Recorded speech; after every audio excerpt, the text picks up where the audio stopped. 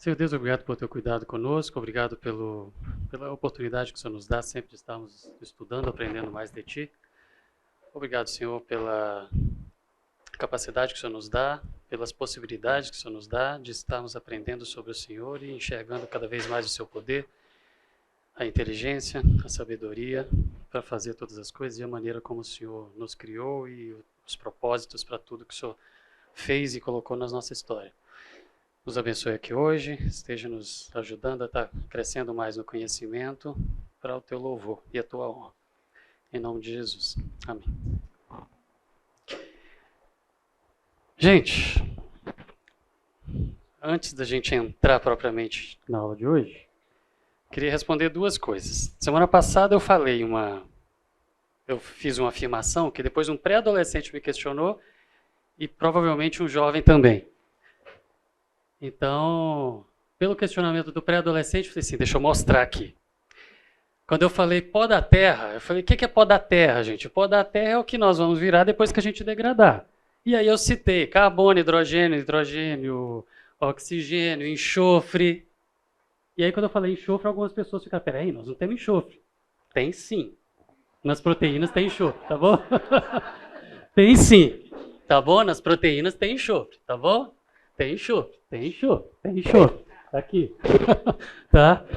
Então, pó da terra, quando eu estava me referindo, é o que a gente vai virar depois de degradar. Tem enxofre também. Por mais que seja meio senso comum de que enxofre é algo de ET, daria 15 minutos de fala para contar essa história porque de ET, mas tem uma história meio do enxofre com coisas extraterrestres aí, mas tem enxofre nas proteínas, tem enxofre na gente também. Tá bom? Outra questão é sobre... Deixa eu olhar aqui se precisa. Não precisa. Não precisa. Outra questão é sobre a validade das discussões, né? Hoje à tarde, conversei com 2 adolescentes que estavam num determinado ambiente e tal, e que aí um deles entrou num debate sobre origem, sobre Gênesis, sobre os dias da criação, e aí vem os argumentos e tal, e pode, nossa, ele passou o final de semana debatendo esse assunto. Aí eu falei, para, usufrui do conhecimento da palavra de Deus, usufrua do que você vai ter de investimento na sua vida com Deus, vira a página disso, você não tem que convencer o outro não tem que convencer você, se não é o fundamental para a sua vida, passar um fim de semana debatendo sobre a duração do Yom. Né? Aí já um outro adolescente falou, puxa vida, mas a pessoa colocou de uma forma que, assim, fiquei até triste, porque assim, vai ser crente, pensar diferente. Respira, relaxa, certo? O que a gente tratou até a aula passada é o quê? Sobre os propósitos dessas questões, ou seja, para alguns é importante, para alguns isso é extremamente relevante. Aqueles exemplos que eu citei na primeira aula, ou seja, já tinham decidido que eram ateus, já estavam afastando da igreja. Pelo menos 2 deles já se intitulavam ateus. E bastou conversar e falar assim, você não tem que escolher um ou outro, certo? Não tem que escolher um ou outro, eu estou colocando aqui para... Você não tem que escolher um lado ou outro, e aí olhar e falar, ok, dá para poder apertar o botão de pausa e observar? Dá. Então tá bom. Então eu sou crente. E tá aqui. Não vale a pena a gente ficar... Deixa eu abrir isso aqui. Não vale a pena a gente ficar brigando e colocando os nossos jovens contra a parede para eles terem que escolher entre 2 posições que são questões de escolhas pessoais de indivíduos, de homens, e Deus não colocou essas questões para a gente. A gente já viu isso daqui.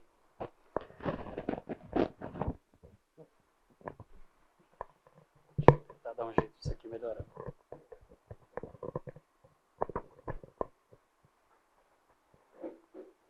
Não vai dar certo. Vou segurar.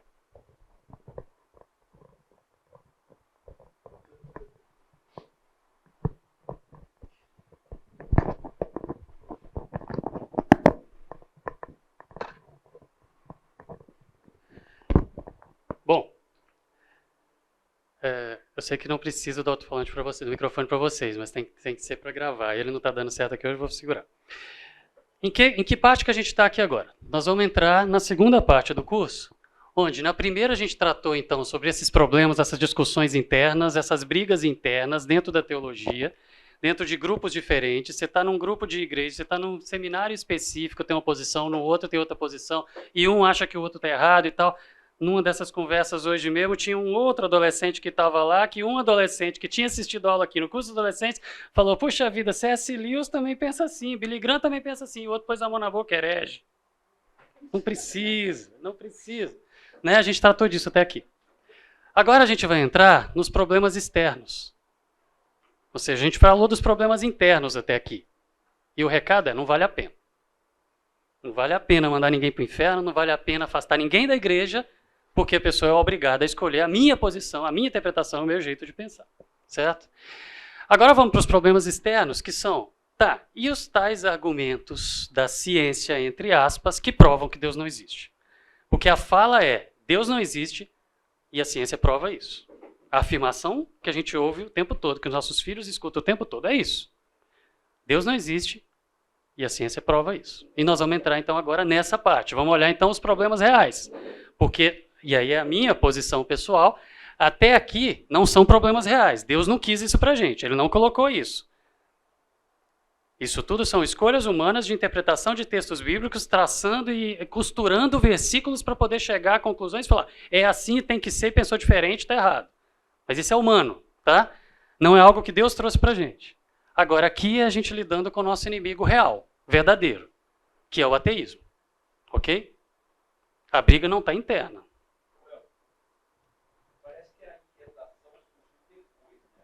Agora a gente conhece, parece que a ciência foi fomentar todas essas coisas de uma forma que aparentemente estava tranquila.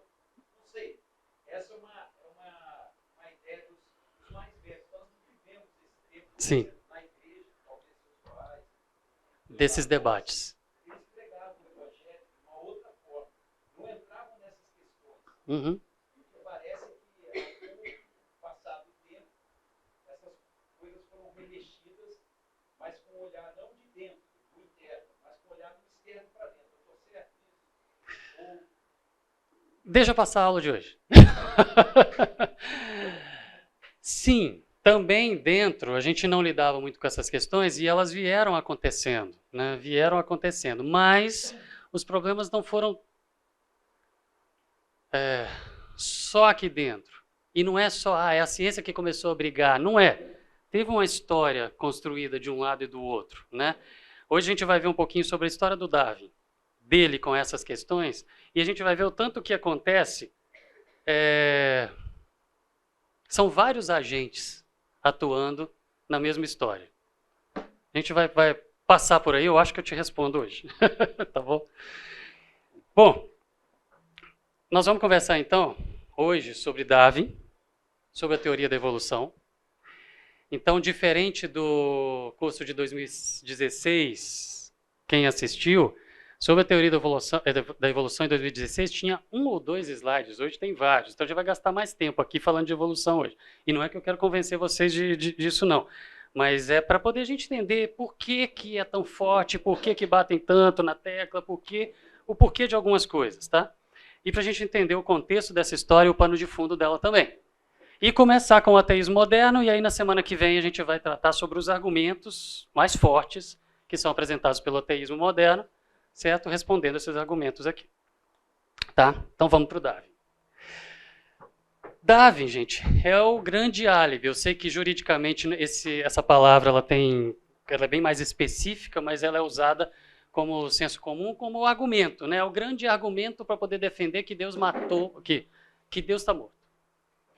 A ideia e a frase bem badalada é que Darwin matou Deus na ciência. Ok? Será?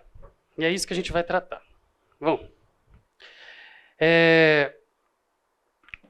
o Darwin nasceu em 1809, morreu em 1882.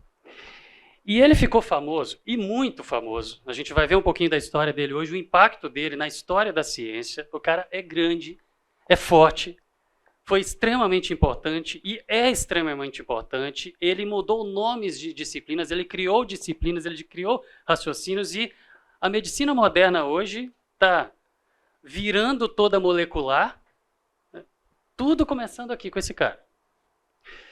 A gente vai seguir essa história aqui. Mas ele alcançou fama porque ele convenceu, estou dando ênfase aqui nas palavras, a comunidade científica na época da ocorrência da evolução. E eu estou chamando de fato. Evolução. A gente viu como que funcionam essas coisas na ciência. Vou virar, no próximo slide eu mostro de novo para a gente lembrar.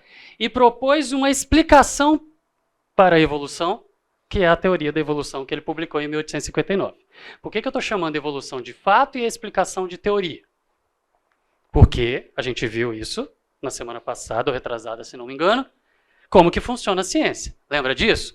Fato é aquilo que acontece e você não tem como discutir. Está lá, você prova, você faz, você mede, você enxerga. Teoria é a explicação para o fato. Ok, você joga as coisas para cima, elas caem. A teoria é a explicação para aquilo. Provou, beleza, virou lei. A teoria da evolução chama teoria até hoje. Por quê? Porque não estão todos os detalhes comprovados, não está comprovado, ela não é uma lei, você não reproduz, você não vai atrás, você não enxerga, você não mede todos os detalhes, você não fecha totalmente, mas ela é forte.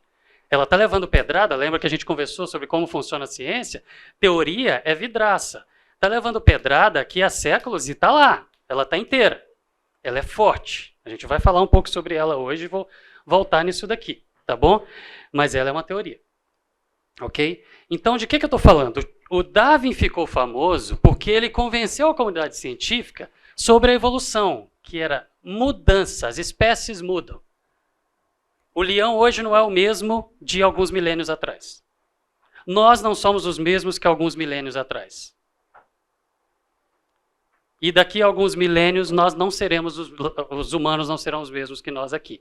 Isso dá para poder medir, dá para poder enxergar. A gente vê um exemplo simples, dente do siso. Garanto que um monte aqui já nasceu, não tem os 4. Ok? E não vai nascer. É mudança. Ok? A gente vai ver o que é o conceito que está por trás da evolução, que eu estou falando do fato. O que acontece mesmo e a teoria da evolução, que é a explicação, para poder tentar explicar os fatos. Ok? Estou sendo vago, mas eu vou ser específico daqui a pouco, tá bom? Vamos lá. Lembrando então da diferença. Fato é uma coisa, teoria é outra. Fato é o que acontece e que não tem discussão. Teoria é a explicação para aquilo, tá bom? O Darwin, gente, era e é notável.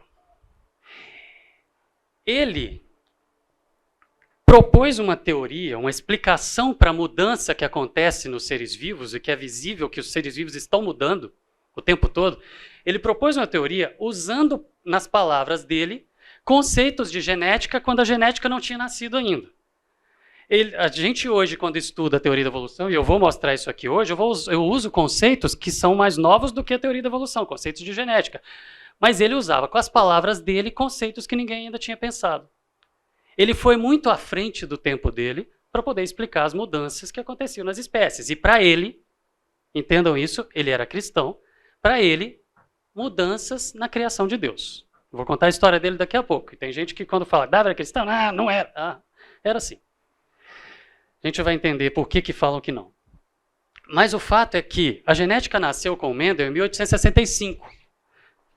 Só que o Mendel, aliás, um padre, ele descobriu, entre aspas, os conceitos de genética, de hereditariedade, escreveu a sua obra publicando e explicando isso e colocou na prateleira lá no mosteiro e ninguém pegou essa obra até 1900. Então ele publicou, a genética nasceu de fato em 1865, só que saiu da estante do mosteiro em 1900. Ficou lá guardada. O Darwin publicou a teoria da evolução em 1859. Coisas que ele afirmou em 1859 só foram demonstradas em 1865 e conhecidas no mundo em 1900. Ele foi muito à frente do tempo dele e estava tudo certinho, só não eram os nomes que a gente usa hoje, mas os conceitos estavam todos certinhos. Observando a natureza, o Darwin chegou às suas conclusões em 1827, no Brasil e em Galápagos, lá perto do Chile, mas aqui na América do Sul.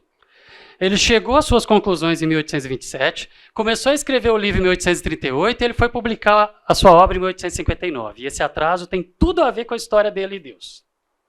Por que ele demorou para publicar? Tem tudo a ver com Darwin e Deus. A gente vai passar por isso. Agora, olha só. Quem escreveu esse texto aqui foram esses dois sujeitos. Eu assisti o lançamento do livro deles. Desmond e Moore, os dois considerados os melhores biógrafos do Darwin. Tem vários biógrafos do Darwin, inclusive o filho mais velho dele. E o filho mais velho dele tem o sobrenome Darwin. Tem um monte de frases que usam por aí, de que o Darwin falou, que foi o filho dele que falou, mas está assinado Darwin. Mas não foi o Darwin. O Darwin e a esposa dele deixaram a sua autobiografia escrita. Tem um monte de biógrafos do Darwin que falam coisas bem opostas ao que o Darwin falou sobre ele mesmo. Tem um monte de biógrafos do Darwin que falam coisas opostas ao que a esposa dele falou sobre ela e sobre ele. A história da vida dele que ele escreveu e a história da vida dele que ela escreveu batem com perfeição sobre a história dele com Deus e com a teoria da evolução. E são diferentes do que os biógrafos escrevem. Mas o que as mídias vão propagar? O que vai ser ensinado na escola? O que vão usar de exemplo? O que os biógrafos falam, não o que o próprio sujeito falou sobre ele mesmo. Vocês estão acostumados com isso e vocês vão entender quem que começou isso. Bom, Darwin não conhecia a genética. A genética é conhecida, chamada hoje da caixa preta de Darwin. O que é a caixa preta? Depois que aconteceu e está tudo lá destroçado, você vai lá procurar e achar a caixa preta e ali você vai entender o que estava por trás de tudo que aconteceu antes de virar aquele fuzuê, aquela bagunça, aqueles cacos, certo? A genética é conhecida como a caixa preta de Darwin porque vai por dentro e explica as coisas que ele explicou lá atrás usando os nomes que ele deu, certo? Mas que hoje a gente olha e fala, nossa, como ele conseguiu pensar naquela época nisso? E bate, e dá certo, e você testa, e vai, e funciona. Ok? Hoje, quando se ensina a teoria da evolução, se ensina o neodarwinismo, não o darwinismo. O que significa? Que mudou? Que ele errou? Ele estava certinho nos conceitos dele, só que quando colocaram a genética bateu, e aí o neodarwinismo é a genética, é o darwinismo com a linguagem da genética. É isso. De vez em quando, fala assim, puxa, o darwinismo está fechado para balanço. Isso aqui, a Folha de São Paulo adora essa manchete. Já foram várias vezes desse tipo. Está em discussão, está fechado para balanço, beleza e tal. Aí você vai ver o que é que está em discussão, são alguns detalhes. Nós vamos tratar disso aqui também. O que é a evolução? Antes da gente falar sobre a história dele com Deus, vamos ver o que esse cara propôs, que é tão... um assunto tão... tratado de forma tão complicada, tão, não queria essa palavra, mas tão demonizada dentro da igreja. E, mais uma vez, não estou jogando minhas fichas aqui e apostando nele. Eu só estou mostrando que as coisas são muito mais simples do que parecem. Ok? Eu já falei com vocês qual é o meu posicionamento. Né? Reasons to Believe, Terra Velha, eu estou ali. Evolucionismo teísta afirma que Deus usou a evolução para criar. Eu estou entre os dois e falo, ok, se Deus usou a evolução para criar ou não usou, tanto faz. É bem a posição que o Billy Graham colocou naquela entrevista dele. Né? Tanto faz, pode ter sido uma força que Deus usou ou não, não muda nada para o que é Deus, para o que é o homem e da nossa relação com Deus. Ok? Mas vamos olhar para a teoria da evolução para a gente entender o tal problema que é usado pelo lado ateísta da ciência, ou seja, aqueles cientistas que escolhem não crer e que falam, Darwin matou Deus. Com essa teoria aqui. É por isso que eu quero que vocês entendam o que significa a teoria da evolução. O que é a evolução? Para depois vir aquela frase e falar, Darwin matou Deus com a teoria da evolução? Será? Vamos entender isso. O que é a evolução, gente? As espécies mudam. Isso é o fato. As espécies mudam. Dente do siso para de nascer e vai caindo. Cabelo vai diminuindo. Quanto mais as gerações passam, a quantidade de cabelo vai diminuindo. A gente precisava de mais, não vai precisar tanto. Vamos continuar. No futuro vai ser todo mundo careca muito mais cedo. Ok? Muda. O apêndice funcionava, agora não funciona mais. Muda. Evolução para a ciência é mudança. Não é progredir, não é melhorar. Não tem nada a ver, pode ser para pior. Mudou, evoluiu. Esse conceito de evoluir como melhorar, isso é social. São os desdobramentos, é o que usam do conceito, mistura tudo, mistura ideologia, a gente vai ver isso daqui a pouco. E aí a coisa vira uma bagunça. Mas o que é a teoria da evolução? As espécies mudam, isso é um fato. As espécies mudam. E essas mudanças acontecem porque acontecem mutações genéticas, o Darwin não usou o nome genética, não usou mutação, mas ele usou mudanças, ok? Mas acontecem mutações genéticas, usando a linguagem de hoje, que vocês vão entender melhor, e essas mutações genéticas que acontecem lá no DNA, que comanda todos os seres vivos, e a estrutura e o formato dos organismos e tal, essas mudanças que acontecem nas espécies, elas vão ser selecionadas pelo meio ambiente, eu vou explicar isso, tá? Mas selecionando essas mudanças, o meio ambiente selecionando as mudanças que acontecem nos organismos, essa mudança passa para a descendência, e aí os descendentes daqueles que sofreram aquela mutação genética, eles passam a ser um pouquinho diferentes dos anteriores, e isso é chamado de evolução. Ou seja, acontecem mudanças lá no DNA, que muda o organismo, que o ambiente seleciona, e que aqueles selecionados, selecionar significa alguns morrem, alguns vivem. E aqueles que têm a mudança, se tem uma característica que é vantajosa, passa para frente, aquela característica que apareceu passa para os descendentes, para os filhos, para os netos, para os bisnetos, e aquela característica vai mudando aos poucos a espécie. É essa que é a ideia, bem resumida, de evolução. Onde que a mutação gênica acontece? Lá no DNA.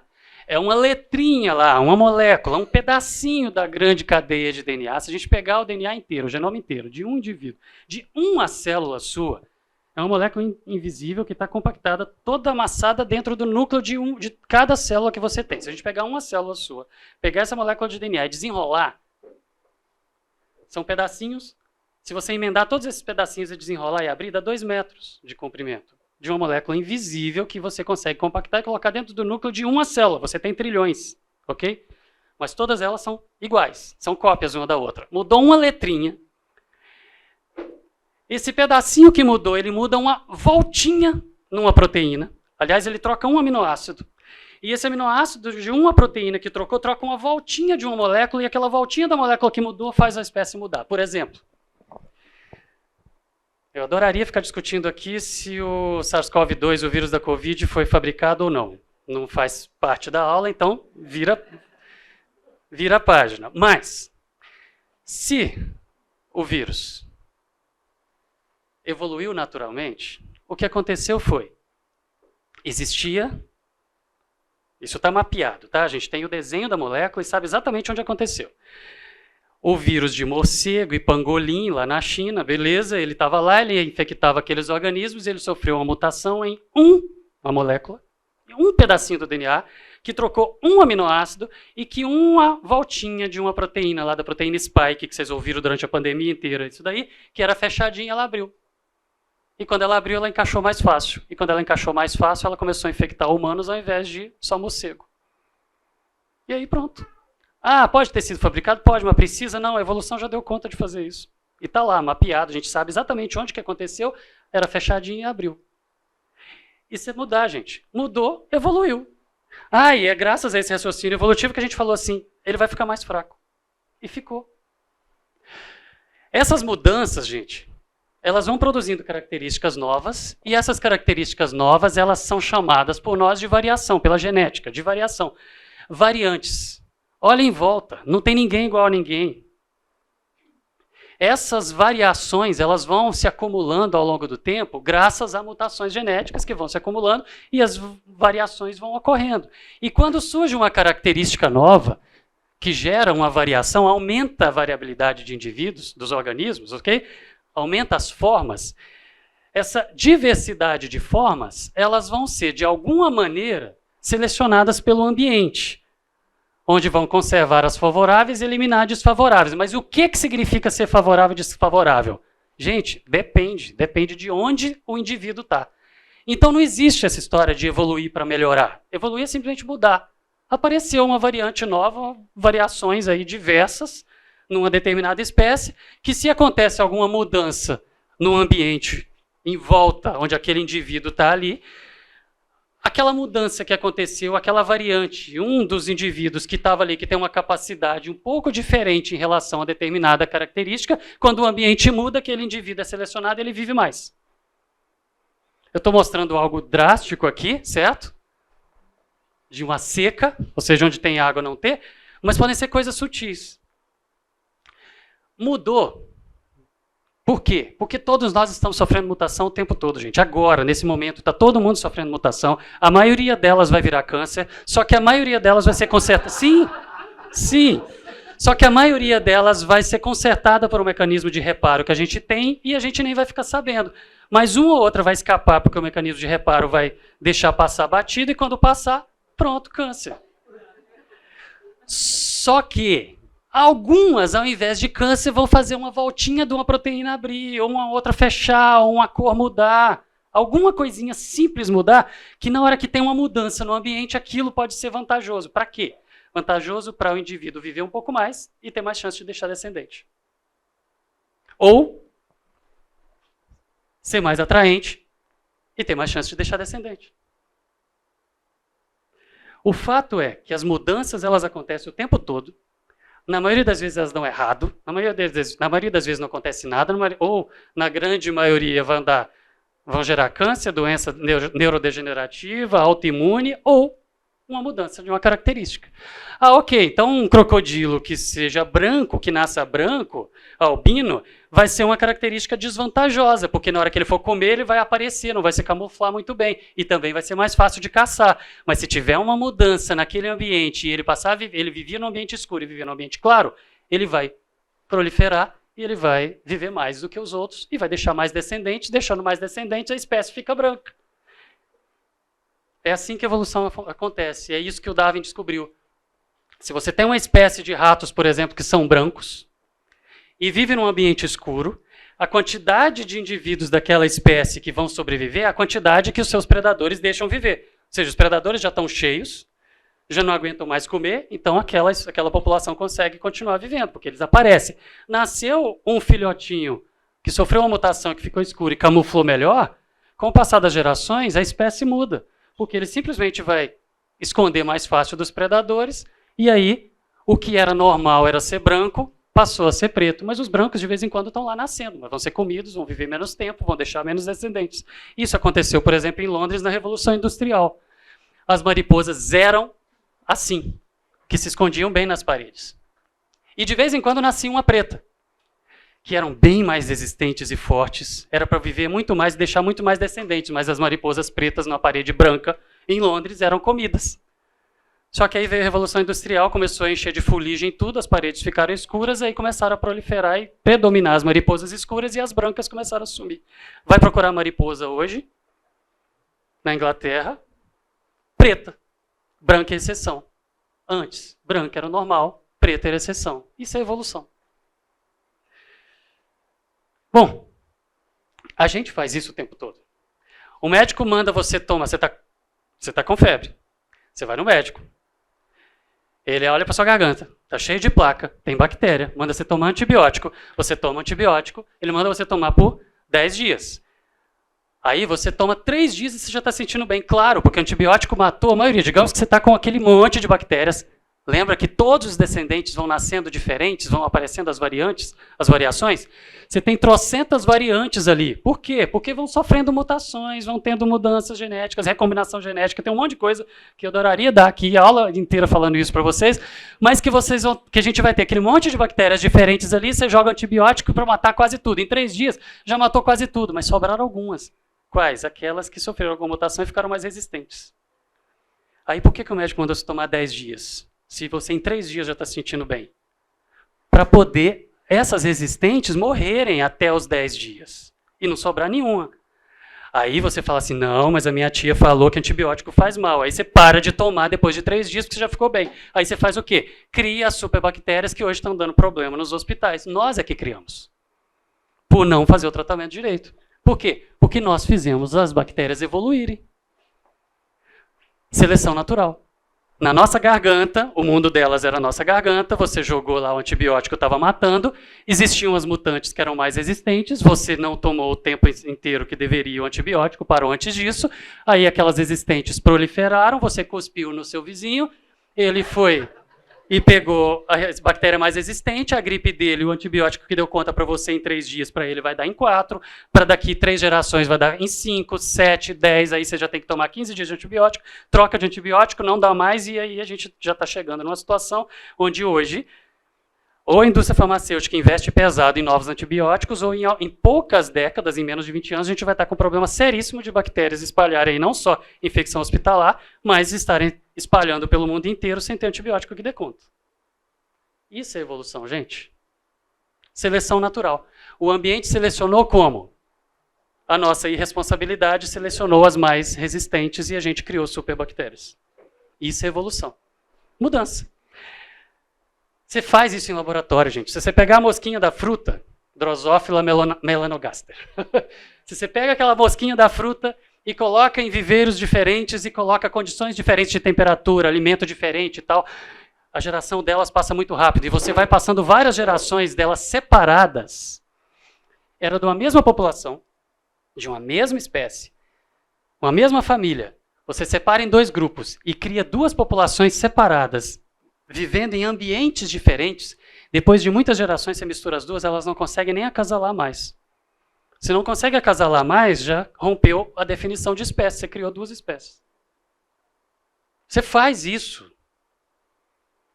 Então, quando eu falo que o Darwin, ele convenceu a comunidade científica da evolução fato, mudança, e propôs uma tentativa de explicar isso, a teoria da evolução, quando eu falo que a teoria é vidraça, pode jogar pedra nela, mas não dá para poder negar que a gente muda. Só que, gente, tem gente até hoje que fala que os dinossauros nunca existiram, que aqueles fósseis lá foram colocados por demônios. Tem gente que fala que as espécies são fixas e que não mudam. Ok. Mas o que o Darwin cresceu e se tornou a referência que é porque ele mostrou que essas discussões não faziam sentido, porque é fato, as espécies mudam. Ok? Não preciso explicar isso aqui. Bom, aí vem a teoria. Já que pequenas variações, que elas são aparentemente aleatórias, né, acontece, e surgiu aquela diferença, aconteceu alguma coisa no mundo, em volta do indivíduo, e ele tem uma vantagem que faz ele viver mais, beleza. Um exemplo, 10% dos europeus têm resistência ao HIV. Mas eles já tinham a resistência ao HIV antes do HIV existir. Aí você fala, como? Porque eles tinham uma voltinha de uma proteína específica diferente que não era útil para nada, que quando o HIV chegou, eles eram resistentes. Pode injetar HIV neles que não vão desenvolver AIDS. Isso é evolução. Já estava lá. Ah, então quando chegou, eu lembro disso, em 85, quando chegou a AIDS, todo mundo falando, o mundo vai acabar. Não vai. Já tinha 10% preparado para a nossa espécie continuar existindo. Mesmo se aquele vírus espalhasse para todo lado, como todo mundo estava achando que ia espalhar. Ok? A gente primeiro muda, para o mundo mudando, as espécies que Deus criou continuarem existindo. Ok? Mas aí o Darwin propôs o quê? Já que as mutações são fato, já que as mudanças acontecem, isso é fato, certo? Se a gente tiver muito tempo, a gente pode ir criando espécies diferentes. Se a gente tiver muito tempo, como a geologia estava mostrando na época dele, pode ser que a gente vá ligando todos os pontos dessas mudanças lentas e graduais, a gente vai ligando, e todo mundo tem um ancestral em comum. E quando Darwin propôs isso, gente, ele era crente, ele era anglicano. Quando ele propôs isso, ele não estava questionando Deus, ele estava olhando, estudando o processo que Deus usou para criar. E ele estava falando, eu acho que Deus criou um ser, um ancestral, um ser, e dele ele foi formando todo o resto. Era esse o raciocínio. Já já a gente passa por isso, tá bom? Beleza. Em que essa ideia das espécies terem a possibilidade de ter essas variações e que quando o ambiente muda, a espécie não entra em extinção, ela continua existindo, porque tem alguns ali que conseguem continuar vivendo, mesmo com as mudanças que acontecem. Ah, todos nós aguentamos ficar 3 minutos só debaixo d'água sem morrer afogado, mas alguém que tem uma mutação aqui... Desculpa. Alguém que tem uma mutação aqui. Deixa eu ver se ele já carregou tudo. Já, vou tirar aqui. Alguém que tem uma mutação específica que dá a capacidade de conseguir ficar 10 minutos debaixo d'água, se tiver uma enchente e morrer todo mundo, ele sobra para contar a história e deixar descendente. Em que joga contra Deus a ideia dele ter criado as espécies, ou seja, os tipos? Lembra da expressão em hebraico? Cada um do seu jeito? Não é a espécie biológica que Moisés estava escrevendo, porque esse conceito foi há 120 e poucos anos atrás, 127 anos atrás, com Linneu. Não é desse conceito que o Darwin estava falando. Ele escreveu, que Moisés estava falando. Ele escreveu cada um do seu jeito, ou seja, esse cada um do seu jeito que Deus criou, que ele colocou Leminehu em hebraico lá em Gênesis 1, em que joga contra Deus a ideia de que ele criou cada um do seu jeito e com a possibilidade de mesmo o mundo mudando e as coisas mudando, as espécies continuarem, ou seja, todos do seu jeito que ele criou continuarem existindo. Não pode ser tão criação de Deus da mesma maneira, com a capacidade de continuar existindo no mundo que muda o tempo todo? Pode ser tão criação de Deus quanto o próprio indivíduo, a capacidade de continuar existindo. Os problemas da teoria da evolução, gente, são o quê? O acaso, a aleatoriedade. Nossa, acho que é o meu puxão.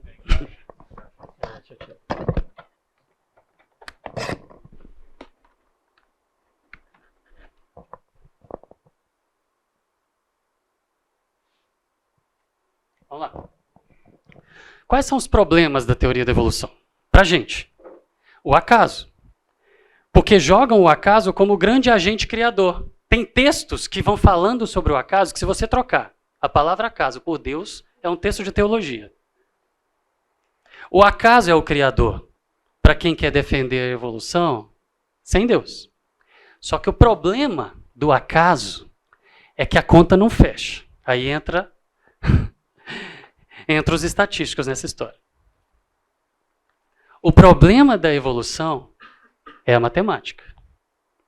Então, quando você vê vídeos que circulam por aí jogando contra a evolução, cristãos mesmo, falando, não, a teoria da evolução cai por terra se você usar matemática. Verdade. A teoria da evolução não se sustenta com o acaso. Verdade. A teoria da evolução só se sustenta se Deus estava escolhendo o indivíduo certo, o organismo certo, na hora certa, para fazer a mutação certa para as coisas acontecerem. Ok? As mudanças lentas e graduais, elas podem dar origem às espécies? Só um pouquinho, Pedro. Elas podem dar origem às espécies? Podem. Mas 600 milhões de anos desde que a vida surgiu aqui? Tem gente que fica brigando por causa de falar que a vida surgiu há 600 milhões de anos, falando que é muito tempo. Isso não é nada. Se você for usar matemática para poder tentar calcular a probabilidade das coisas acontecerem, de tantas mudanças virem acumulando, para formar toda a diversidade que a gente tem aqui, por acaso, 600 milhões de anos não é nada, não dá tempo. Se Deus não estiver agindo, escolhendo o indivíduo certo, na hora certa, para fazer a mutação certa, para as coisas acontecerem, se não for Deus criando, Deus usando a evolução como uma força, não existiu evolução. No entanto, o acaso, não vou esquecer de você não, só um pouquinho. No entanto, o acaso, ele é defendido como o grande agente criador, por acaso, aconteceu, e quem defende dessa maneira faz de conta que não existe matemática. Porque se fizer conta não vai dar certo. Então, ou você é evolucionista e crente, ou você tem mais fé do que a gente para poder acreditar em Deus. Você precisa de mais fé para acreditar na evolução por acaso do que para acreditar, por exemplo, em Terra Jovem. Ok? Fala, Pedro. Então, o ateu, ele não, ele não poderia acreditar na teoria da evolução. Perfeito. O ateu que acredita na teoria, que defende que a evolução foi o jeito que as espécies surgiram, sem Deus, ele tem mais fé do que você.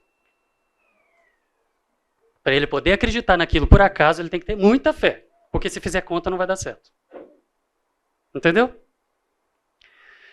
Então tá, vou dar um de Billy Graham de novo. Se Deus usou a evolução para criar, beleza, foi mais uma força. Se ele não usou, tá bom, tudo bem. Isso é um problema? Não precisa ser. Não precisa ser. Tem mais coisa, tá? Existem sistemas que são chamados de complexidade irredutível, ou seja, as mudanças lentas e graduais que vão aparecendo nas espécies para poder formar aquelas estruturas, como um olho, por exemplo, ok? Como um sistema imune, por exemplo, ou várias das estruturas que a gente tem nos seres vivos, ou aparece tudo de uma vez ou não aparece. Não dá para poder ir aparecendo aos pouquinhos e ir evoluindo devagarzinho. Então, na evolução, a gente chama isso de saltos. A evolução ela acontece lenta e gradual, mas ela tem que ter saltos. Na história da evolução tem que ter saltos. E esses saltos, gente, é fé. Porque tem que ter acontecido um monte de mutações de uma vez, por acaso, no mesmo indivíduo, para dar o mesmo descendente para a estrutura toda. Não dá, gente, é muita fé. Não tem. Não tem tempo para isso dar certo, não tem explicação para os saltos, precisa de Deus. Para poder achar que a evolução é uma força assim da natureza, precisa de Deus. Então, quem não gosta da evolução e joga pedra nela, está certo. Os argumentos que eles usam para derrubar a evolução estão certos. Mas não necessariamente você tem que derrubar a evolução. Porque um outro lado da ciência, que crê em Deus do mesmo jeito, fala: Deus usou a gravidade, a entropia, a entalpia, a inércia, a pressão, a temperatura. A evolução pode ser uma ferramenta que Deus usou. Pode ser, pode não ser. Não tem problema. Ok? Beleza, tem mais. A genética hoje traz árvores evolutivas, estudando os genes, que montam algumas árvores da genealogia das espécies. E quando você vai olhar para a árvore evolutiva dos fósseis, é diferente. Então tem alguns problemas. Faltam elos. Nossa, falta elo pra caramba. O que são elos? Os pontos em comum, que daquele ali deu origem a 2, do deu origem a 2. Tudo bem, a fossilização, a taxa de fossilização é muito baixa. Tinha que dar sorte daquele indivíduo estar lá e ser fossilizado. Não vai aparecer. Então, tem tantas lacunas, gente. Tem tantas lacunas na teoria. E eu estou falando que ela é muito forte. É uma das teorias mais fortes da ciência. Hoje, é essa. Não dá para poder pegar, jogar num pacote e jogar tudo fora. Não dá. Ok? Ela é muito forte.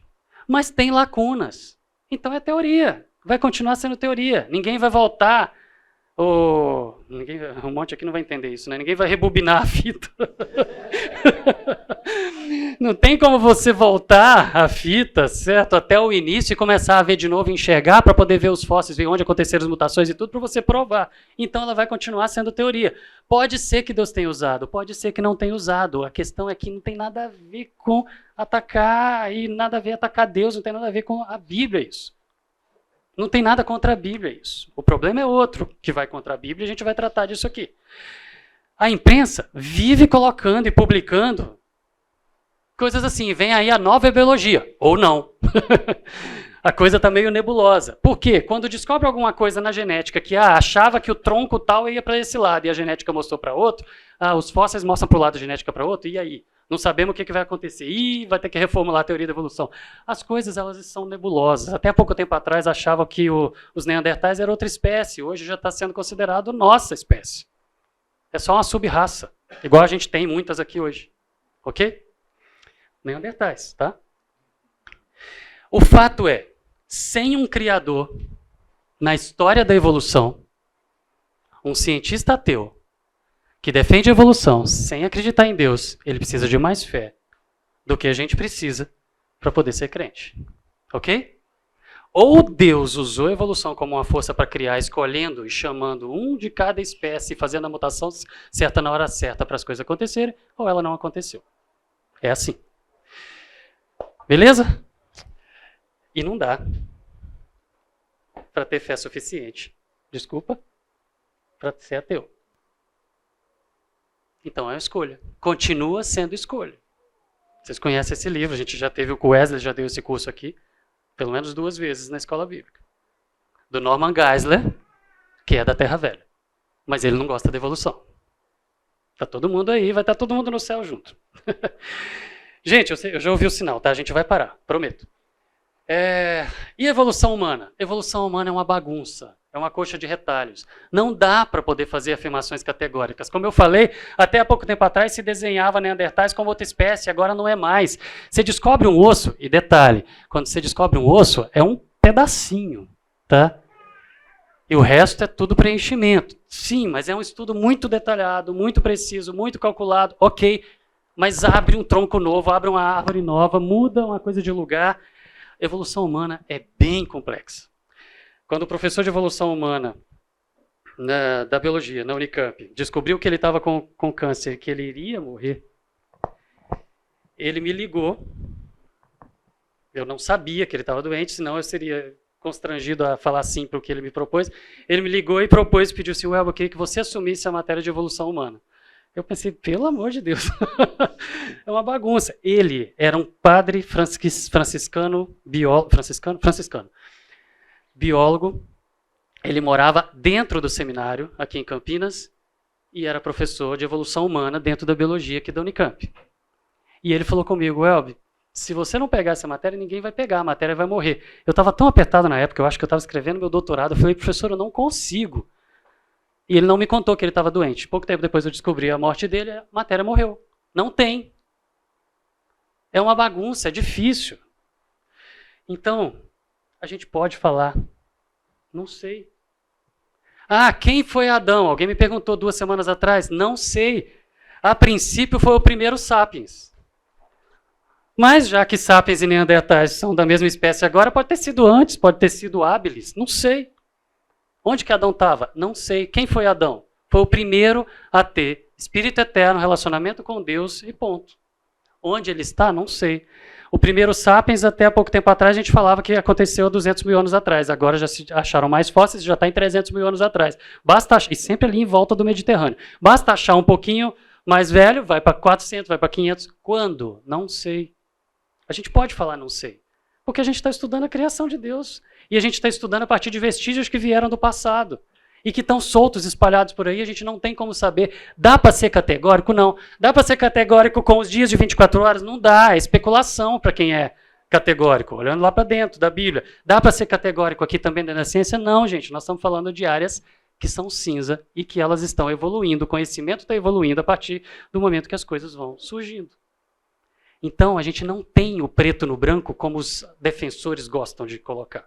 De um lado e do outro dessa briga. A gente tem pessoas que abraçam uma opção de maneira tão apaixonada, que defende com a vida deles de que aquilo é a verdade. Dos dois lados. Mas são escolhas pessoais. De fé. Viu, Pedro? Tá. Aí um jornalista perguntou para o Billy Graham, e se aparecer um chimpanzé na árvore genealógica do homem? E aí ele deu aquela resposta que eu adoro. E que o adolescente hoje chamou ele de herege por isso. Se apareceu, e daí? Não muda quem é Deus, quem é o homem e a relação do homem com Deus. Beleza. E eu não estou falando que é. Vocês entenderam, né? Deixei bem claro, eu não estou falando que é. Mas pode. Agora, deixa eu ver se a gente dá um intervalo agora. Eu vou mais um pouquinho, tá bom? A evolução, gente, a teoria da evolução, ela explica praticamente tudo em relação à diversidade, integração, sustentabilidade de tudo, gente. É graças ao raciocínio evolutivo, como eu falei lá atrás, que a gente descobriu doenças genéticas e forma de tratar. É graças ao raciocínio evolutivo que você prevê coisas e vai lá e olha e está lá. É graças ao raciocínio evolutivo que você vai para a natureza atrás de cura e acha, está lá. Por quê? É um tiro no escuro? Não, não é. Você usa o raciocínio evolutivo para você imaginar onde você vai encontrar tal substância que você nem sabe se existe e você acha, ela está lá. Porque evolutivamente você consegue raciocinar e saber onde as coisas estão. Funciona. Ah, digamos que daqui 50 anos alguém trouxe uma outra teoria e derrubou a teoria do Darwin. Ok, tudo bem. Mas o fato é que hoje ela funciona. E ela explica tudo. Praticamente tudo. Então, é um grande problema? Não. Cura na natureza? Saúde e qualidade de vida? A mudança da medicina? A medicina hoje está virando medicina baseada em exames. Por quê? Por que a gente consegue achar esses exames? Por causa do raciocínio evolutivo. Por que quando surgiu esse vírus agora há pouco, certo?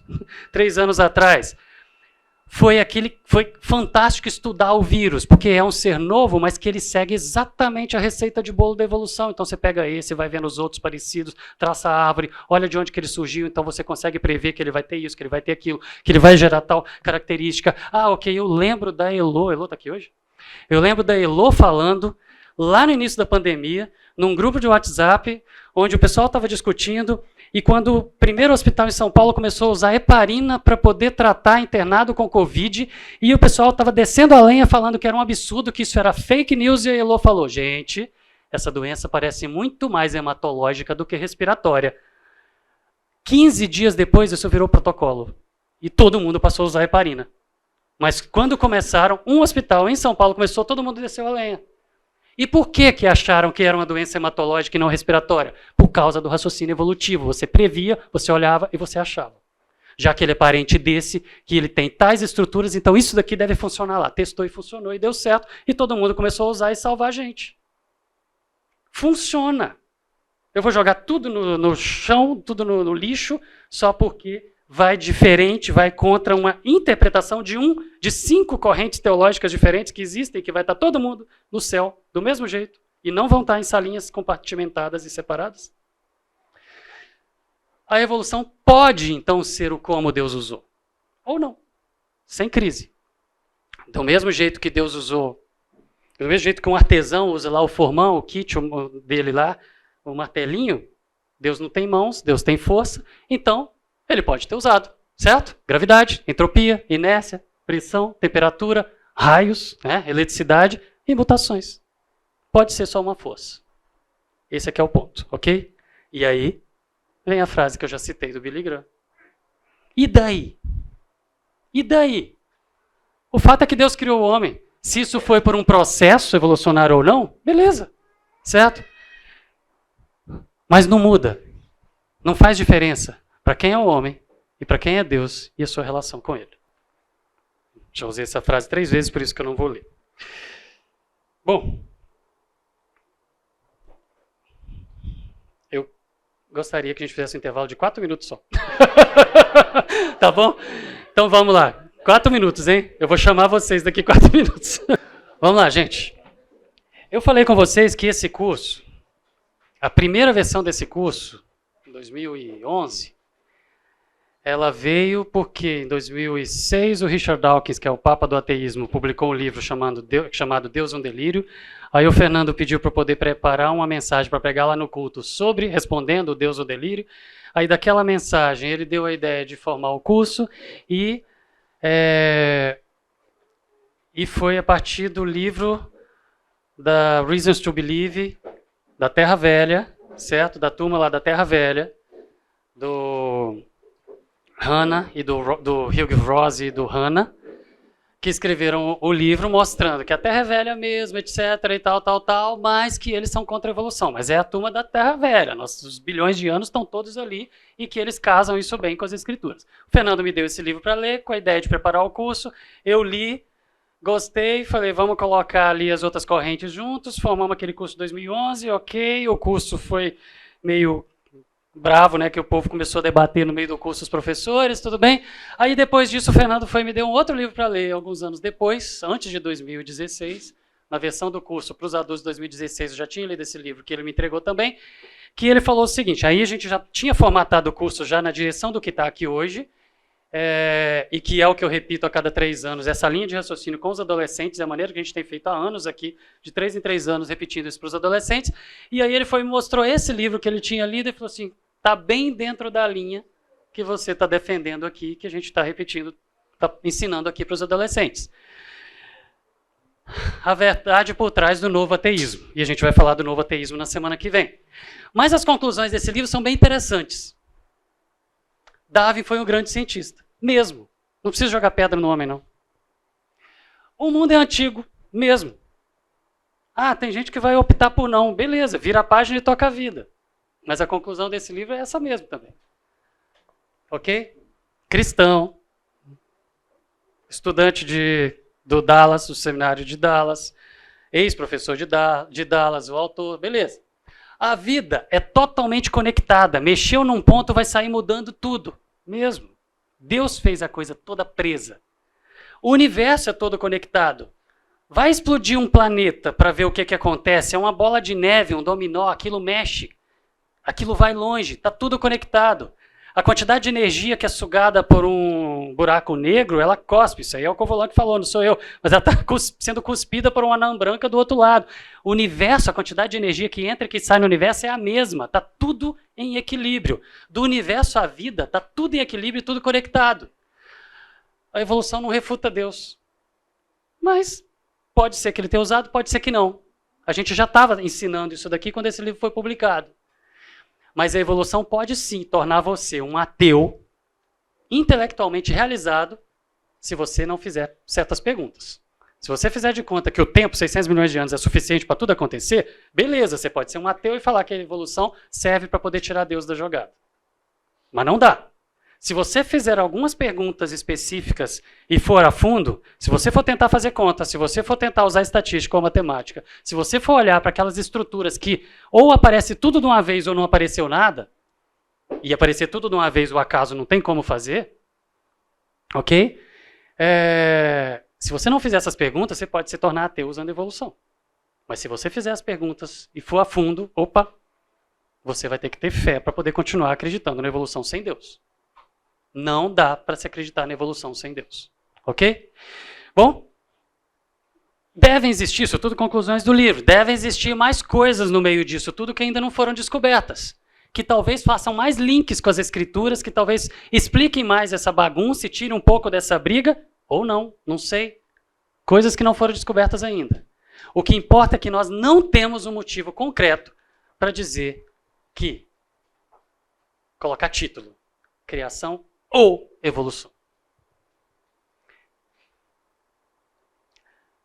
Colocam para os nossos jovens que ou você é criacionista ou você é evolucionista. Gente, se você acredita que foi Deus que criou, você é criacionista. Mas existem alguns que falam assim, criacionista é só quem pensa igual a mim. O resto não é criacionista. Ok? O fato é que essas ideias não são necessariamente excludentes. Olhando para a Bíblia, como a gente fez até semana passada, e olhando para a ciência também. Esse livro a gente tem aqui na nossa biblioteca. Criação do Dennis Alexander, professor de, agora não lembro se é Oxford ou Cambridge, eu acho que é Oxford. Criação ou evolução? Precisamos escolher? Na história da teologia, e dos anos 60 para cá, vieram vários livros colocando criação versus evolução, criação ou evolução, e colocando isso como antagônicos e uma briga. O Dennis Alexander está propondo o seguinte, nós não temos que escolher. É a mesma coisa que o Marshall está propondo aqui. Nós não temos que escolher.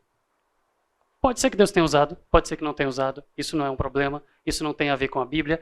Gênesis não foi escrito com esse propósito, Gênesis 1 não foi escrito com esse propósito, o propósito é outro, como a gente viu nas semanas atrás. Então não dá para a gente colocar na Bíblia aquilo que Deus não colocou. Isso sim é heresia.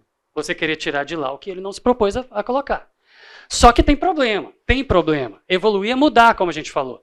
Mas, gente, não dá para extrapolar como o mundo faz, e faz mesmo, usando a evolução para poder justificar, por exemplo, o chamado darwinismo social, a sobrevivência do mais forte, justificar a eugenia nazista, o melhoramento das raças, a discriminação.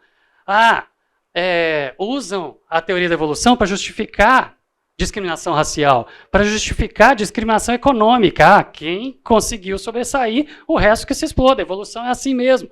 Política, ideologia, religioso, mistura evolução com tudo. Gente, isso é filosofia. Não é a ciência, ok? O principal problema da teoria da evolução não é a teoria, mas é o uso dela. A questão é que o ateísmo, que normalmente é associado à evolução, ele não é a conclusão de estudos. O ateísmo não é uma conclusão. Entendi a evolução, então logo sou ateu. Não tem nada a ver. Ok? As filosofias que pegam carona é que fazem isso. O socialismo usa a evolução para justificar algumas coisas. O espiritismo usa a evolução para justificar outras. Ok?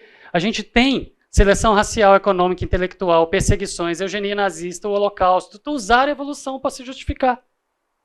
O darwinismo espiritualista usa a evolução para poder justificar. Então, se a gente for botar todas essas filosofias no mesmo bolo, você olha e fala, puxa vida, isso é complicado. Sim, Mas isso não é a teoria. Não é a teoria do Darwin. Não é isso que o Darwin propôs. Não é isso que a ciência usa quando fala de evolução. Esse monte de coisas são filosofias ideologias que pegaram carona. Então, o problema da teoria da evolução são as caronas. A própria teoria não necessariamente é. Vamos separar as coisas, certo? Teoria é uma coisa, fato é outra. Teoria é a explicação para fatos, certo? O conflito começa quando você chama a teoria de fato, e eu já vi professores falando, a teoria é tão forte que isso é um fato. Não é. Fato é fato, teoria é teoria, ponto. Ok? E quando você mistura com biologia, já era. Isso é bugalho, isso é alho. Ok? Isso é bugalho, isso é alho. Esse ditado vem da biologia, tá bom? Vamos lá. Ok. Não é para vocês lerem, é só para fazer uma referência a Star Wars que começa contando a história antes de começar o episódio, tá bom? Mas a questão é a seguinte. A briga, eu sei que fica difícil para ler, mas eu só queria fazer a entrada, vai. A briga da ciência e fé, ela existe então, entre ciência e fé existe há séculos, essas coisas elas foram se formando junto com a história do pensamento humano, ok? O estudo da criação foi financiado pela igreja, como a gente já viu, ou seja, a igreja financiava para que os cientistas fossem estudar, para trazer para o púlpito, para poder pregar sobre a criação de Deus, graças ao financiamento que a igreja fez das ciências para poder estudar a criação de Deus e trazer para dentro da igreja para louvar a Deus. Graças a isso, nasceu a ciência moderna. A ciência moderna foi formada, financiada pela igreja para pesquisar a criação de Deus. Darwin estava dentro desse contexto, certo? Só que o mundo hoje trata essa discussão como se ela sempre tivesse existido, como se tudo sempre fosse separado, as coisas sempre fossem antagônicas e colocam como grande argumento para falar que Deus e ciência não se misturam, ok? Colocam como grande argumento as tais respostas que o Darwin deu. E a gente já viu aqui que as coisas não são bem assim. Mas como que isso aconteceu com o próprio Darwin? Como que foi a história dele? Vamos lá. Esse é o título, subtítulo daquela biografia do Desmond Moore lá do Darwin. A vida de um cientista atormentado. Literalmente. O Darwin, o Darwin nasceu... Ué, por que isso aconteceu? Não era para ter saído do lugar assim. Ok. O Darwin nasceu em 1809, morreu em 1882, como eu falei. Essa é a mulher dele, a Emma Darwin. O cara era de uma família rica. Lembra que eu falei que a igreja financiava a pesquisa científica? Ou, para você ser cientista naquela época, século XIX, ou você era rico, ou você era financiado pela igreja. Não tinha outra opção. Porque não existia essa profissão, você não tinha um salário para ser cientista. Então você tinha que ser rico e ter dinheiro. E o Darwin era assim. Filho de uma família rica, podia escolher. Quero estudar, fazer isso, isso e isso, e pronto. E a fortuna da família pagava, ok? Só que além de ricos, eles eram uma família progressista. Eles tinham uma posição muito firme. Numa sociedade extremamente tradicionalista, a família do Darwin eram liberais e a sociedade era tradicional. Eles eram contra a escravidão e a sociedade era escravocrata e o próprio clero apoiava a escravidão. Eles eram a favor da liberdade de expressão quando não se podia falar qualquer coisa, porque senão você sumia. Ok? Eles eram a favor do voto para todo mundo, quando mulheres e pobres não votavam. A família dele já era uma família de peitar, de questionar o que se pensava tradicionalmente, onde eles viviam. Tá? Tem mais.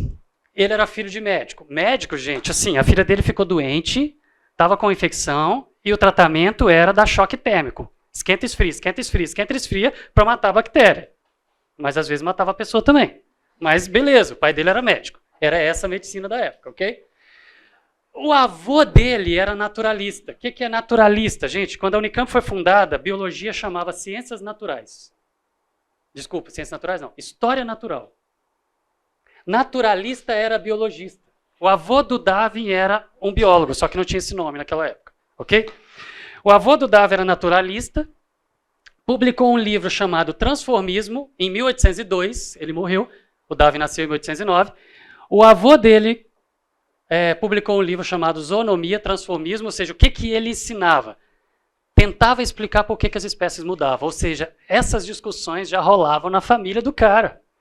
Ele nasceu, o avô dele já tinha publicado livro sobre isso, e como ele era rico, ele tinha uma estante absurdamente grande com o conhecimento da época à disposição dele, inclusive o livro do avô, e ele se apaixonou pelo assunto e quis ser naturalista também. Biologia. Tá bom? Ele também se tornou, então, naturalista como o avô, ok? Aos 16 anos, então, ele se interessou por aí, sim, já chamava História Natural. Até 50 anos atrás era esse o nome da biologia, História Natural. Aos 16 anos, ele se interessou por História Natural, mas o pai dele mandou ele fazer medicina. E não biologia. Não existia o curso de biologia. História Natural era uma matéria dentro do curso de teologia. Porque você estudava biologia para trazer para o púlpito para poder pregar e louvar a Deus. Era estudar a criação de Deus. Não existia o curso de biologia. Era uma matéria de teologia. Para ser pastor. Ok? Ele queria fazer História Natural, mas o pai dele mandou ele fazer medicina. Aí ele foi para a Escócia, para Edimburgo, fazer medicina e ficou com enjoo nas aulas de anatomia. Ele conta isso, a mulher dele conta isso, os que os biógrafos falam depois, problema deles, mas o Darwin está falando, tá bom? Quem quiser seguir essa história, lê a autobiografia dele, que tem um site darwin.net, está tudo lá. Mantido pelo governo inglês. Aos 18 anos, o Darwin se converteu e se tornou anglicano. Se converteu, se tornou anglicano, conversou com o pai dele, não quero medicina, volta para casa, volta, fica em casa, tudo bem, vai estudar aí, fazer os seus estudos como seu avô fazia. Beleza? Não, mas eu quero fazer teologia. Quero fazer teologia porque eu quero fazer biologia, eu quero estudar História Natural, é isso que ele queria. Tudo bem, foi para lá, ele já se converteu, se tornou anglicano, foi para Cambridge fazer teologia.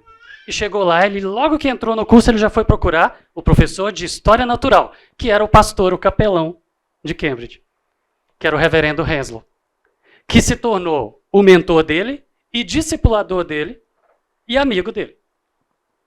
Estou falando do Darwin, do autor da teoria da evolução, aquela que matou Deus na ciência, tá? Amigo do Henslow, ok? Estudou História Natural, ou seja, biologia, junto com teologia. Gente, era uma matéria. Tudo bem que o laboratório dele era do Henslow, ele estudava biologia.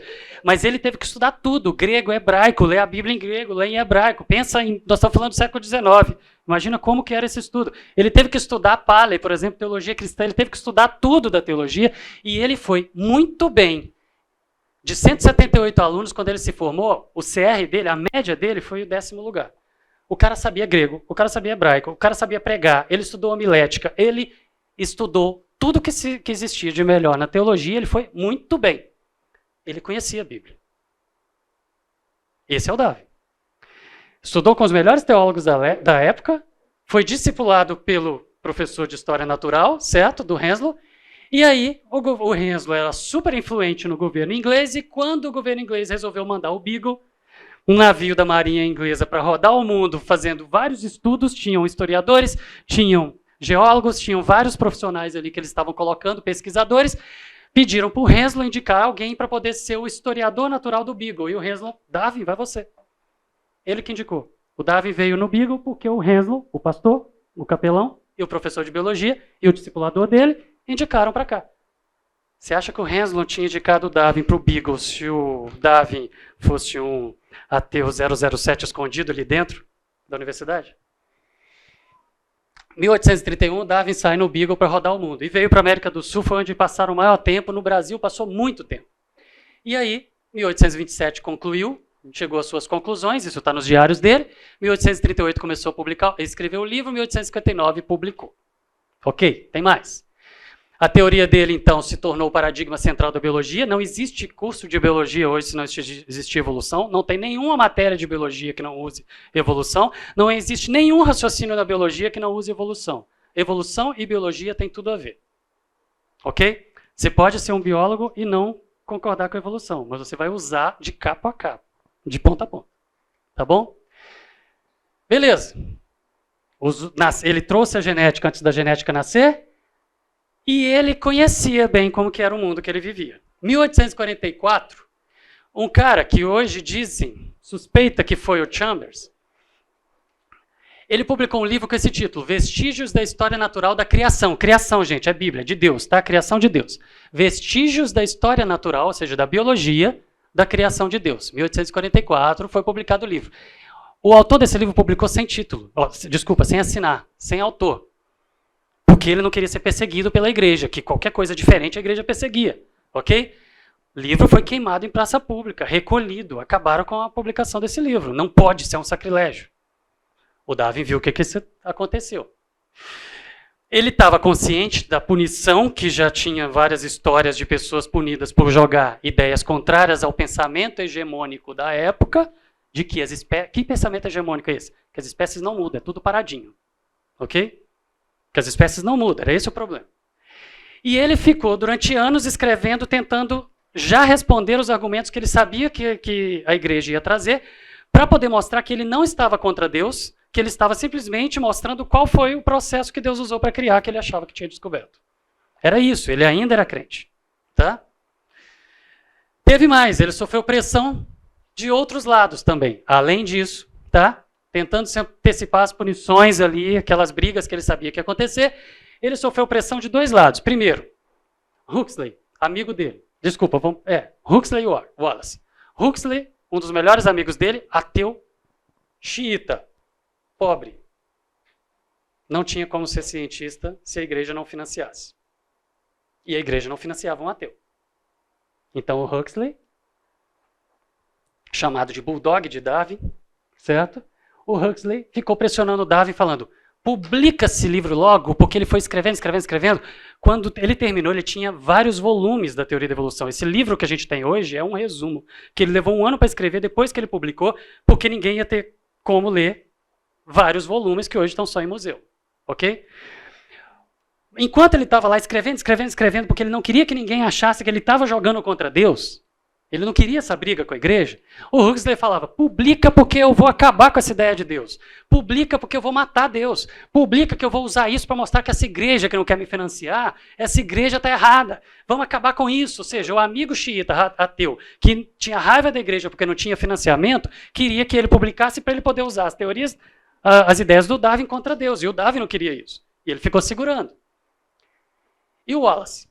O Wallace se tornou amigo dele, era um outro pesquisador, galês, que também estava pesquisando e que também chegou às mesmas conclusões que ele. Quando o Darwin publicou a teoria da evolução, ele apresentou junto com o Wallace, os dois apresentaram na Sociedade Geológica em Londres, 1 ano antes da publicação do livro, em 1858. Os dois apresentaram juntos a teoria da evolução, porque os dois chegaram à conclusão juntos, os dois trocaram figurinhas, correspondências, se encontraram, os dois pesquisaram nos mesmos lugares, na América do Sul, no Brasil, Belém do Pará, Galápagos, tudo no mesmo lugar, chegaram às mesmas conclusões, formaram a teoria, os dois apresentaram juntos aquela enciclopédia que o povo ficou cochilando, ele falou, puxa, não vai dar, vou escrever um resumo. Escreveu um resumo, levou 1 ano, mas aí eles dois foram olhar os diários deles e chegaram à conclusão de que o Darwin tinha chegado à conclusão primeiro do que o Wallace. E aí os dois juntos falaram, então tá bom, então só você assina o livro. E aí é a origem das espécies, do Charles Darwin, e não do Charles e Wallace, do Darwin e Wallace, simplesmente porque eles olharam no diário e viram que o Darwin concluiu primeiro. Mas os dois chegaram juntos à conclusão. O Darwin era crente e virou agnóstico. E o Wallace era ateu e virou crente. Estudando evolução, gente. Aquela tal ideia que matou Deus. Ok? Detalhe, o livro que tem hoje, que é chamado A Origem das Espécies, o livro do Darwin, é um resumo que ele escreveu para as donas de casa conseguirem ler. A gente lê em um inglês super rebuscado porque é hoje, mas era um inglês popular na época, ok? Foi comprado por clubes de leitura e vendeu tudo num dia só. O Darwin tinha uma repulsa muito grande pela escravidão. E o clero apoiava a escravidão. E ele tinha repulsa, ele tinha nojo disso. E aí ele passou algumas experiências horríveis no Brasil, no Rio de Janeiro, que fizeram ele ter mais raiva ainda do clero, da igreja, desses crentes falsos, como ele escrevia, que estava domingo lá na igreja cantando e louvando a Deus e depois torturando e batendo e machucando os seus semelhantes em casa. Ele escreveu isso aqui, são páginas do diário dele, ele escreveu sobre uma história, duas histórias no Rio de Janeiro, uma delas que um garoto veio, ele, imagina, representante da Marinha Inglesa, certo? O historiador natural do Beagle, do navio da Marinha Inglesa, que estava no Rio de Janeiro. Ele era rico, foi se hospedado na casa de um barão, estava ali com aqueles jantares pomposos, o menininho veio trazer água para ele e o menino deixou cair água nele. E ele, não tem problema. Não. Ele escreveu isso. Não tem problema. O barão mandou açoitar o menino na frente dele. E ele falou que ele tinha frio na barriga, embrulho no estômago, e ele queria que parassem com aquilo e batendo no menino na frente dele. Porque era um escravo. Porque era negro. Uma senhora que almoçava junto com ele lá, que morava na mansão na frente, andava sempre com uma bolsinha transparente com um monte de parafusos dentro. E um dia ele perguntou para ela, para que eram os parafusos? E ela falou, para mostrar, para colocar as minhas domésticas no seu devido lugar. Para torturar, para parafusar, prendendo os dedos e apertando os dedos quando fizessem coisas erradas. E aí ele escreveu, nunca vou voltar num país com escravidão. Em 1839 ele escreveu isso. Outro. O Estado, isso foi o Darwin, tá? Nós estamos falando do Brasil, a teoria da evolução tem tudo a ver com o Brasil. O Estado da enorme população de escravos deve despertar interesse de qualquer um que entra no Brasil. Eu não posso deixar de pensar que eles serão, no fim das contas, os governantes. Ele escreveu isso em 1832. Presumo isso porque eles são numerosos, seu excelente porte atlético, especialmente em contraste com os brasileiros, que eram magrinhos, branquelos e franzinos, ok? Pode-se ver claramente que sua capacidade intelectual foi subestimada, eles são inteligentes, estão ali só oprimidos, era essa a ideia dele, e eles são a mão de obra eficiente em todo o comércio necessário. Se os negros libertos crescerem em número, como deve acontecer, o tempo da libertação não está tão distante assim. O cara estava traumatizado com isso, ele saiu do Rio de Janeiro depois da história do menininho ser açoitado e foi para o Nordeste, não voltou mais no Rio de Janeiro, falou que nunca mais voltava aqui. E ele escreveu, quando foi embora do Brasil, que não há justificativa moral para maltratar outros homens baseado no conceito de raça. A humanidade não se encontra tão distante dos outros animais por apoiar essas atrocidades. E o clero apoiava isso. E o cara estava ali, lutando com suas ideias para poder não brigar com a igreja. E o clero apoiava uma coisa dessa. E aí veio o golpe final. A filha dele, a Anne, adoeceu em 1849. Isso foi 10 anos do livro ser publicado. 10 anos antes do livro ser publicado. Aí Darwin foi para a igreja dele, que era nas terras onde ele era o dono. O templo ficava dentro das terras dele. Ele era amigo do pastor. Ele ia com a família para a igreja todo domingo. Ele era o principal dízimo. Ele financiava as festas. Ele que participava de tudo. E ele foi para lá quando a Anne ficou doente. Ele já tinha a teoria dele pronta, já tinha a maior parte da sua obra escrita. Estava tudo ali, ele só não tinha publicado porque não queria brigar com a igreja, certo? E ele foi sozinho lá para o templo, ajoelhou e orou, falou, Senhor, cura a Anne. Quando ele viu que ela ia morrer. Aqueles choques térmicos não estavam dando certo. Viu que ela ia morrer, Senhor, cura a Anne. Se o senhor acha que é por causa do meu livro, eu rasgo tudo, queimo tudo, cura a Anne. No dia seguinte ela morreu. E aí ele se decepcionou com Deus, ficou com raiva de Deus, perdeu a fé, mas continuou amigo dos crentes, continuou todo domingo levando a família para a igreja, entrava, mas ele não pisava dentro daquele templo onde Deus não quis ouvir a oração dele. Ele ia rodar e andar pelos jardins esperando o culto terminar, mas nas festas ele estava lá e financiava as festas do mesmo jeito até morrer. Ok? E aí ele se intitulou agnóstico. Pano de fundo, vamos lá. O cara era apaixonado pelo Criador, ele escreve isso. Religioso estudioso da criação, louvava a Deus. Estudou a natureza e viu que estava diferente da maneira que a igreja estava achando sobre a ideia da mudança nas espécies, e ele ficou ali segurando aquelas informações para poder não brigar com a igreja, mas ele achava que não tinha problema nenhum com relação à Bíblia, o problema era a igreja, o clero, que ele se decepcionou com essa igreja e o clero por causa da escravidão, e aí depois ele viu a competição ali, a pressão que as ideias dele iam ser usadas pelo movimento ateísta nascente ali, o Huxley jogando essas ideias, viu que se ele não publicasse a teoria, o Wallace ia publicar, ia sair no nome do Wallace, não no nome dele, certo? Beleza, vamos publicar, eu estou aqui me debatendo com isso e Deus não me escuta, ficou com raiva de Deus, teve uma crise de fé, tentou negociar com Deus, perdeu a fé, certo? Se decepcionou com Deus, abandonou Deus e se tornou agnóstico. Gente, o que tem de ciência nisso? Zero, isso é a história de vida de uma pessoa. Tem nada de ciência com relação ao ateísmo ligado à teoria da evolução. Pouco antes dele morrer, ele deu essa resposta numa pergunta, numa entrevista. Perguntaram se ele era ateu? Não. Nunca fui ateu no sentido de negar a existência de Deus. Eu só não quero saber dele porque ele não curou minha filha. É isso. A mulher dele, a Emma Darwin, quando ele terminou o resumo, ele pôs na mão dela. Super crente, fervorosa, morreu crente.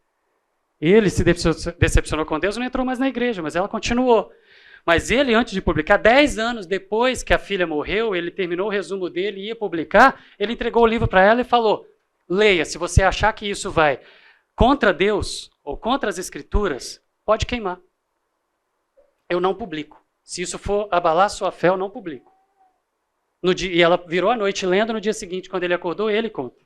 Quando ele acordou, ela estava lá fazendo uma fogueira na frente de casa, ele deu um frio na barriga, aí quando ela viu que ele tinha acordado, voltou, pegou o livro em cima de uma mesa, entregou para ele e falou, publica. Não fez diferença nenhuma para minha vida. O cara, quando morreu, foi enterrado na abadia de Westminster. Gente, do lado do Newton, do Lyle, do lado da família real. Ele foi um dos únicos 5 funerais de estados no século XIX. Enterrado do lado da realeza. O cara marcou a história do seu país e do mundo. A história do Darwin, gente, não tem nada a ver. O ateísmo do Darwin, o agnosticismo do Darwin, não tem nada a ver com ciência. Foi escolha, foi história de vida. Então, o autor da teoria não se tornou ateu por causa da teoria. A primeira leitora não se tornou ateia por causa da teoria. Até hoje a gente tem cientistas e teólogos espalhados no mundo que são adeptos da teoria e não são ateus por causa disso. Não tem nada a ver, são escolhas. O Darwin escreveu no livro Origem das Espécies, onde o pessoal que critica nunca abriu para ler, ele fala de Deus. Ele escreveu o incrédulo, numa parte onde ele estava falando sobre Galápagos e as ilhas ali, ele fala, o incrédulo poderia dizer que seguramente 2 criadores diferentes estivessem em ação. Ele estava estudando a criação de Deus e ele estava escrevendo isso no livro dele. Não vejo razão, isso está escrito lá, não vejo razão para que opiniões expostas nesse volume, no resumo, choquem os sentimentos religiosos de ninguém. Está lá. Não tem nada a ver com ciência. É escolha. Publicou o seu livro, ok? Evitou usar a palavra evoluir para poder não dar problema com os crentes. Mas ele concluiu o livro falando um número incontável das mais belas e maravilhosas formas evoluíram. E aí foi onde ele usou a palavra e ainda estão evoluindo. Ok? E aí ele falou sobre o homem, luz ainda vai ser lançada no tocante à origem do homem e sua história. E aí quando ele escreveu isso, e que leram isso, e colocaram isso nos jornais, a imprensa, que a gente conhece muito bem como ela faz, publicou essa foto. Cadê a Paula? A imprensa publicou essa foto, um chimpanzé com cara de Darwin. E começou essa história. O que tem a ver, gente? Não tem nada a ver. Ok? Gente, crer, mais do que uma questão intelectual, é vontade, é decisão. Ele rompeu com Deus por causa da história de vida dele. E ainda assim não se tornou ateu. Ok? Quem crê, crê porque decidiu crer. Ok, nós temos a nossa teologia para isso, certo? O Espírito Santo que convence. Eu sei disso. E quem não crê também está fazendo suas escolhas. Mas ele está também... Nossa, desconfigurou tudo. Ele também está com uma carga de fé muito grande. Então, gente, quem se recusa a acreditar na criação de Deus não faz isso por falta de provas. As provas estão espalhadas e na semana que vem a gente vai ver muito mais isso. Não existe nenhuma. A frase é Deus não existe. A frase que é dita nas escolas e pelo mundo é Deus não existe, a ciência prova. Não existem provas. Não existe prova. Não existe uma prova de que Deus não existe. E em todas as áreas da ciência só existem apontamentos para que existe um Criador que fez todas as coisas nos mínimos detalhes. Agora você decide. Quer acreditar nisso? Ou quer acreditar que foi o acaso que fez tudo e você ignora a matemática? De todo jeito é escolha. Ok? Então não é por grande conhecimento, não é por falta de prova, mas é por colocar a fé no lugar errado. Quem não crê. Mas de todo jeito é fé. Ok? Gente, não importa quem ou o currículo de quem está falando, de qualquer dos lados. Mas agora olhando para a ciência, não importa o nome do cientista. Se ele está falando, ele está fazendo escolhas do que vai acreditar. Ok? Se ele está falando, ele está fazendo escolhas do que vai acreditar. A fé está aqui o tempo todo. para crer ou para não crer. A teoria da evolução não tem nada a ver com ciência no que diz respeito ao ateísmo. É escolha. A história do próprio autor e a própria teoria, quando a gente olha, beleza, pode ser só um mecanismo que Deus usou para as espécies continuarem existindo. Você pode acreditar, você pode não acreditar. Você pode aceitar, você pode não aceitar. Pode ter sido uma ferramenta de Deus, pode não ter sido uma ferramenta de Deus. Não tem problema. A gente não precisa dessa guerra. Ok? Amém. Boa semana, gente.